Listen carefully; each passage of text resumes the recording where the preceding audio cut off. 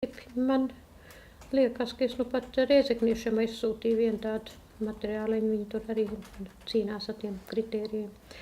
Labi. Tālāk. Otrā lielā problēma ir tālmācības studiju kvalitāte. Atkal kritēriji.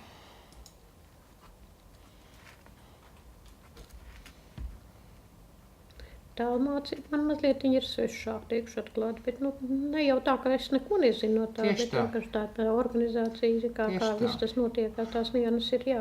To visu var Mums izskaidrot un ir tālmācības nodaļas vadītāja, viņa var visu parādīt, uz izskaidrot. vietas Jā. izskaidrot, parādīt, izstāstīt, kā tas viss notiek. Jo pēc būtības tālmācība mūsu izpratnē ir grāmata plus patstāvīgie darbi.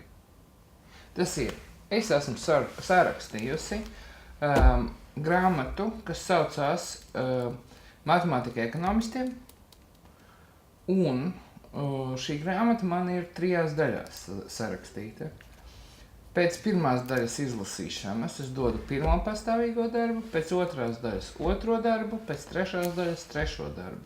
3 pastāvīgie darbi, kuru viņi atsūta, es izlaboju, uzrakstu, kuri ir aplami. Viņi izlabo, atsūta man atpakaļ. Tad es atkal vērtēju. Elektroniski, jā. Viss elektroniski. Un beigās konkrētā dienā atnāk stunda X, kad es atveru uzdevumus, visi sēž mājās pie saviem datoriem rēķina, ieskanē lapas, atsūta man atpakaļ. Es novērtēju eksāmenu. Eksāmens ir 30% no atzīmes, pirmais darbs 20, otrais 30, trešais 20, eksāmens 30, kopā 100%. Viss. Izlieku atzīmi, kādu jau viņš ir pelnījis. Radošie referāti arī. Ne matemātikā. Vispār, jā. Psiholoģijā viņi raksta esejas. Vēl daži priekšmeti, kuros referāts ir obligāts. Es zinu, ka vadības zinībās viņi raksta.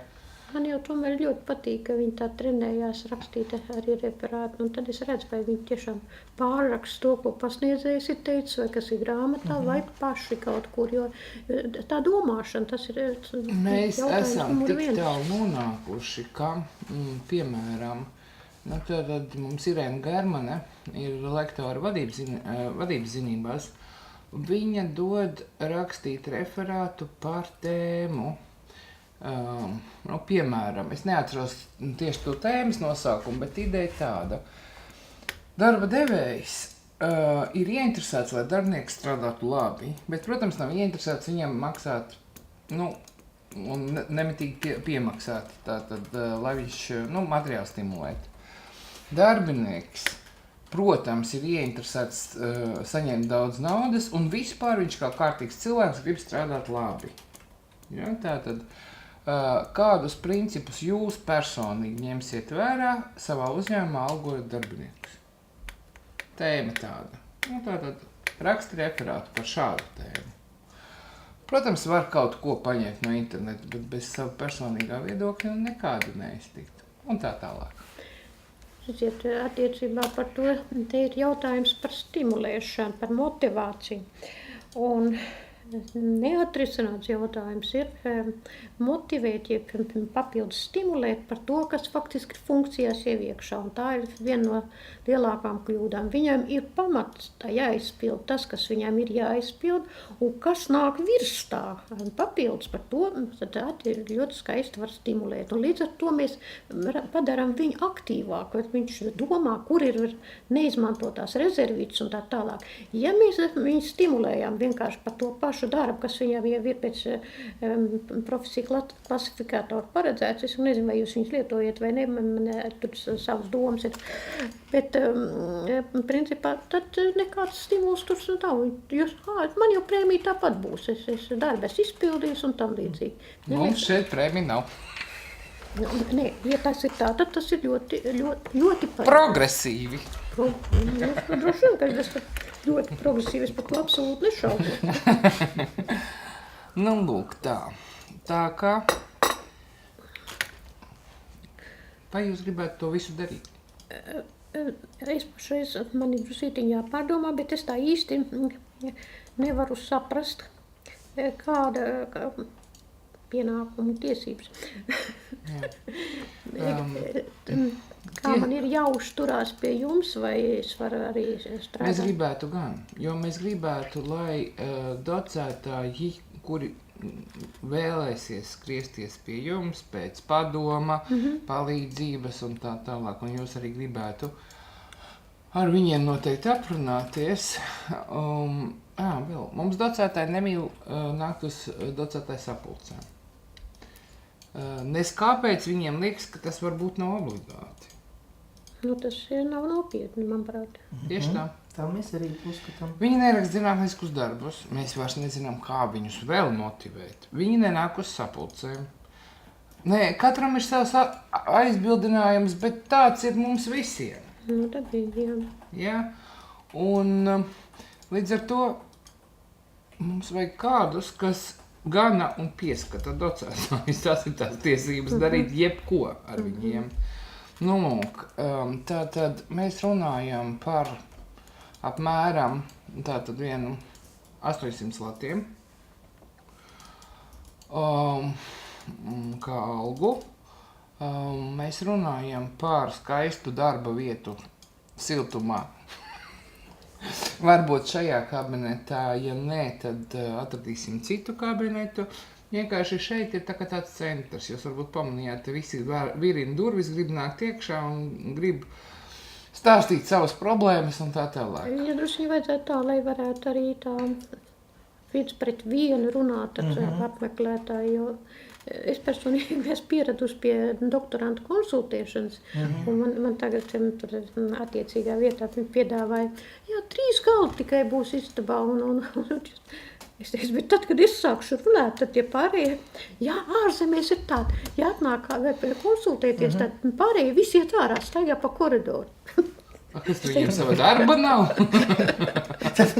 Piespiedu pauze. Un tad pēc tam, jo, protams, viss tas jautājums atrisinājās tā, ka es esmu pieradusi. Protams. Mēs pacīšu telpu arī profesoram domāt. Nu, es domāju, ka tas būtu tā kā vēlams. Jā. Man jau viens tāds liels pluss ir, ka es esmu jums kaimiņos. Jā, jūs teicāt, Hanzas ielā. Tikpat pretī, kas saka, Skonto halē. Tā kā tas ir arī pluss priekš laika ekonomijas, vai ne? Es domāju, pat ļoti. Un arī ceļu izdevumu. Nu, ceļu izdevumu mums jau tagad būs sabiedriskais transports pa vēl. Nu, kā lai to saka, diez vai. Ušakovs teica, ka viņš, ja Saeima pieņems arī tos grozījumus likumā, ka viņš atradīs tiesisku ceļu, lai rīdziniekiem atvieglotu to braukāšanu. Smieklīgi. Nu jā, protams, te jau tā laikam pretenzijas ir tieši vairāk no tiem, kam jābrauc uz darbu no ārpus Rīgas. Nu, bet studenti cik daudz? Studenti arī taču brauc tieši tā. Tā kā kaut kur tāda nevienlīdzība parādās. Nu, ja mums tā zinātniskā darbība sāktos aktīvi, tā būtu laime. Man arī, protams, gribētu kaut vai šitādu materiālu iepazīt, kur jūs esiet, lai es zinu, no kurienes sākt, jo vienkārši varbūt tās. Mums ir Baikaus ar 57 publikācijām gadā par civiltiesību, komerctiesību, darba tiesību jautājumiem. Mums ir... To es negribu. Jā. Tas pat smagi priekš manis, es neesmu jurists. Es saprotu, bet, tik ražīgus cilvēkus es nezinu vēl. Es vienmēr saku, ka es esmu psihs. Jā? Jā. Visādi veidi psiholoģijas ir lasītas, tajā skaitā tautsaimniecības psiholoģija, tā man tāda maz grāmatiņa, es uzrakstīju. Vai jūs šeit arī gribēsiet lasīt lekcijas? Es jau nezinu, kāda būs tā slodze, man grūti pateikt, cik jūs man daudz liksit darīt. Par to naudu necik? Tas viss papildus, ja jūs vēl gribēsiet. Ja gribēs, tad tas viss saistīts ar veselības stāvokli, protams, arī. Protams. Tā kā, bet kā jau laikam jūs man mani faktiski varbūt ziniet, vai neziniet. Es jums te paņēmu līdzi 2 grāmatiņas, lai jūs varētu ar mani iepazīties vismaz, ka es neesmu no malas. Tās es dāvinu. Šitādus gan es neesmu redzējis. Paldies! Lai jūs neuztrauc, man tur, es nekolekcionēju, man dāvina pūcītes, man ir kaut kas pie 500. Biobibliogrāfija. Tagad ir tāds nosaukums, Jā, es varu tikai parādīt. Vienkārši. Jā, un tur ir manas publikācijas iekšā, tā kā to, ko es varu pacelt, tas vienkārši caur tām publikācijām arī parādās. Tur ir gan pedagoģija, Šī ir mana, ko man studenti uzdāvināja. Bet man arī tādi ir. Jā. Tā, un vēl man bija. Drusciņi citādāk viņi ir. Jums ir smukāk. Jums ir tie tādi. Vai. Ļoti smuki. Paldies. Man vizītkarta nav šodien līdz, tā kā nevar jums iedot. Bet manas koordinātas kaut kur ir, kas man zvanīt. Es jums zvanīju. Vai jums kāds mobils telefons arī ir? Man ir profesors mobilais. Jā, tev ir. Nu, redziet, tā kā nav tik traki. Brīnišķīga grāmata. Paldies. Ļoti interesanti biobibliogrāfija. Noteikti paskatīsies. Ne, tas ir salikts vārds no biogrāfijas un bibliogrāfijas tur kopā. Jā, vai ne? Jā, man pašai, tad, kad man piedāvāja šādu nosaukumu, es jau domāju, ka man vajag izdot, bija pienācis laiks bibliogrāfija. Nē, jums būs bibliogrāfija. Un tagad visiem šitās ir ar to karo vārdu. Un pūcīte. Felicita Tur ir Pauļuka. entās pūces Jā. iekšā, jā, tur var paskatīties. Kā tad Felicita Pauļuka jūs pierunāja pozēt? Tā, Dievs pusēm. Ļoti Divreiz skaisti. nosēdēju. Ļoti skaisti. Tāda noteikta. Tā. Tā, labi, nekavēšu šo darbo laiku. Jā. Pavisam konkrēti. Es jums atļaušos zvanīt. Labi.